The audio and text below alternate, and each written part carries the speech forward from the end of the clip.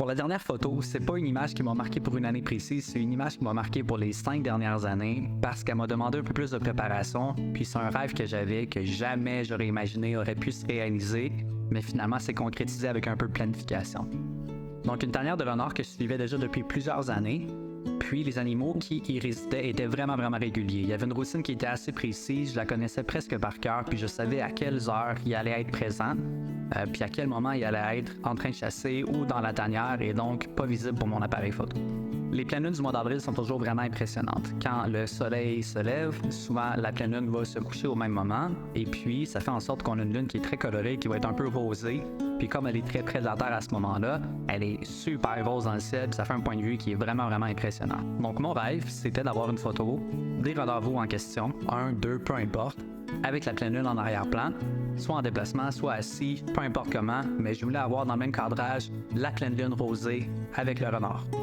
48 heures avant la pleine lune, j'ai ouvert l'application qui s'appelle PhotoPills pour faire un peu de planification. Je voulais m'assurer, tant qu'à attendre pendant plusieurs heures en pleine nuit, que la lune n'allait pas être cachée derrière les arbres à cet endroit-là, et puis que j'avais un angle pour avoir la tanière et la pleine lune, donc un potentiel de renard et pleine lune dans le même cadrage. En me rendant sur place, puis avec l'application, je confirme que ça va être possible de pouvoir essayer, du moins, d'avoir les deux dans la même photo, puis je me dis, c'est le temps d'essayer, qui n'essaie rien n'a rien, et donc, 2 heures avant que le soleil se lève, le matin du coucher de la pleine lune, je suis installé déjà en lisière, en forêt, caché avec mon matelas sol, à plat ventre dans la neige, avant même que le renard puisse arriver de sa chasse de la nuit.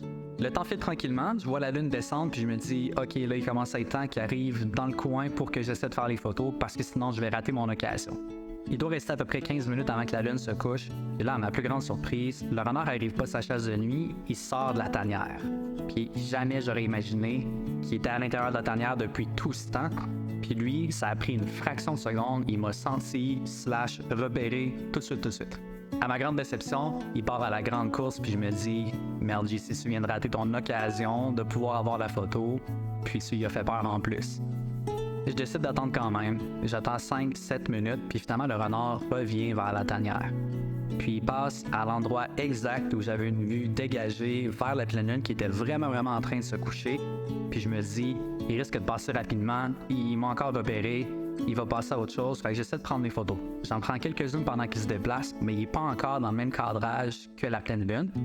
Puis là, à ma plus grande surprise, il décide de s'asseoir à l'endroit exact. J'aurais mis une pin sur une carte, ça aurait été là que j'aurais voulu l'avoir. Il s'est assis à cet endroit-là précisément, alors que la lune était juste en arrière de lui.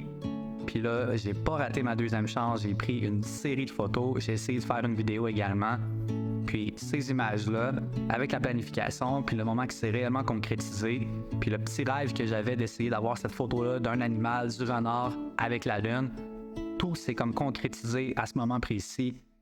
C'était complètement capoté.